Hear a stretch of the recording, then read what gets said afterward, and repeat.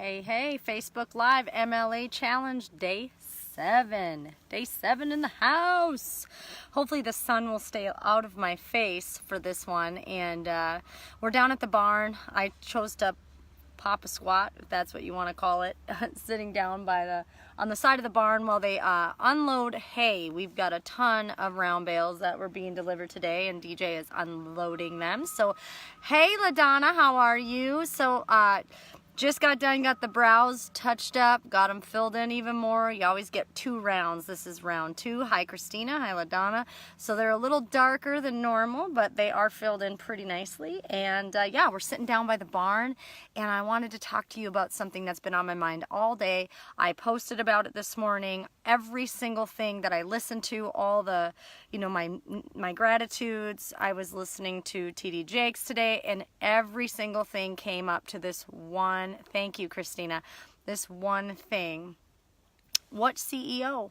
What CEO? And what call am I missing? Sorry, I'm missing a call. That's okay. I can always catch it again on the recording if I need to. Hi, Sarah. Hi, Josette. Okay, so I've talked to a lot of you lately. We talk about a lot of things. Fear.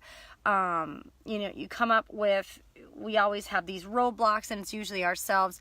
But there's something that has always kind of come around, and in my life I can definitely share with you a more personal journey about how this one thing can be a driver for you, but eventually it's going to eat you up inside, chew you up. It's going to spit you out, and it's going to make you a very unhappy person. It could destroy you. It could make you someone you don't like to be, and I want to talk about it. So in this world, there's a lot of people who get hurt. We all get hurt. We go through a lot of things. And sometimes we try so hard to avoid pain that we will do anything to avoid it. Like anything. We will go around it. We will go 10 more miles to avoid it, when in reality, we have to embrace this part of our lives. But something that happens is we'll internalize our pain and seek revenge. Or we'll internalize our pain and we think we're using it to drive us, but it really is trying to one-up that person or people or thing that's causing the problem. Instead of letting it pass through us, we will do it. So here's an example. In my life, I've had a lot of pain. In business, I've had pain. I'm not going to lie. I'm not going to sugarcoat it and act like I've never been through stuff. It's reality. Life happens. I don't feel sorry for myself. But something I did for a while is I had a lot of pain built up, and I used to use it to drive me to work. And I would work and work and work. And the problem is because I was driven by pain and anger and hurt, I never felt satisfied.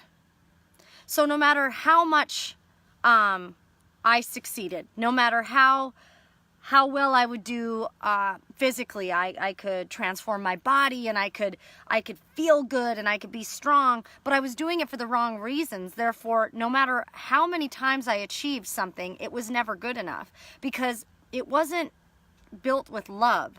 The business was built with love, but a lot of the things driving me in my personal business were built by pain and hurt and anger. And so I would use that, and it made me a powerhouse. It made me a very hard worker. It made me extremely good at what I do, but over time it started to eat away at me. And I see this happening with a lot of you. I see this happening where you come in, let's say you come into a business and you're like, I'm going to show this person, I'm going to show them what I got, and you're doing it out of anger and pain that it never feels good. No matter how much you achieve, no matter how far you get, for some reason this time you're like, why doesn't this ever feel good? Why don't I ever feel satisfied with this? Because you're filling an empty cup when you're leading with pain and anger. You're filling nothing up. It just keeps going over and over, and it's like it's completely empty. And so as you go through this, you will find that over time that pain and anger starts to make you a person you don't like. It starts to exhaust you. You no longer wake up in the morning because you don't want to be controlled by that you don't want to work anymore. You don't want to get up. You don't have that same energy you used to, right? A lot of you lost passion in your life. This isn't aimed at my stuff. If you've lost passion, think about what were the reasons you were doing this. Was it to prove a point to your spouse? This is something that happens a lot. I'm going to show him how successful I'm going to be, and he's going to like what I do but everything you were doing was driving it away because you weren't leading with love. So one of the other points I want to make, and it'll all come full circle in a minute. Sorry, there's heavy equipment here, and my husband's unloading some stuff. And by my Coke, my old Coke thing. I got this in Lake Minnetonka. I just drove down one time and got it. Never did anything with it. I just like the old Coke fridge, whatever. It sits out in my yard. I love Garth Brooks, and today it was so funny because I was thinking about letting go and embracing the pain, and the song The Dance came on, and it's my favorite song. I have to say that out of all the Garth Brooks songs, I have so many, that is my favorite because it really sums up life. And think about what he says in that song, and what it means is, if I had the chance, I would have missed the pain, but I would have missed the dance. Here's the thing. How many dances have we missed because we were afraid of the pain? Let's flip it. How many opportunities or loves or just things have you missed because you were afraid to get hurt? You were afraid someone was going to talk bad about you. That's painful. You were afraid you were going to lose friends. That's painful. But what if you embrace that dance, knowing there could be pain on the other side? But isn't it worth it? And I thought about that. I'm like, all the dances I've had in love, in business, in life, I don't regret any of them, even the painful ones, because that pain is what made me the person I am now, right? It's what makes you you. So you do have to have pain, but what are you doing with your pain? Are you learning from it, growing from it, turning it into love, or are you hanging on to it and trying to prove these points and sticking it to the man and I'm going to show them and I'm going to be better than them, when in the end, they end up winning because you're so freaking worn out. That pain only gets you so far. You can't run on pain. It can start your fire, but you got to convert it to love and let it pass. And I think that's what's so important. Think about a couple things. Are you hanging on to pain so much that it's destroying you, making you someone you don't like? You have no energy. You're just done. You don't even remember why you got started doing whatever you're doing. If it's a marriage, if it's a relationship, it's a business, whatever it is. This is not one thing. Or are you so afraid of pain that you avoid all the love and all the dances that could be coming before you? I think about that. Like, I'll be honest, I've enjoyed my dances. I've taken lots of them. And I think it's something to think about. You're on one side or the other. And some of you, you're good at letting pain pass and creating love out of it and moving forward. And that's what I challenge you to. So embrace the day. Have lots of love. Hey, hashtag live if you're hopping on here live. Hashtag replay. Give me some love. Show me some hearts if you understand this, if this is something you get. And let's release that today. Let's just enjoy this. Show me some love. Heart emojis everywhere.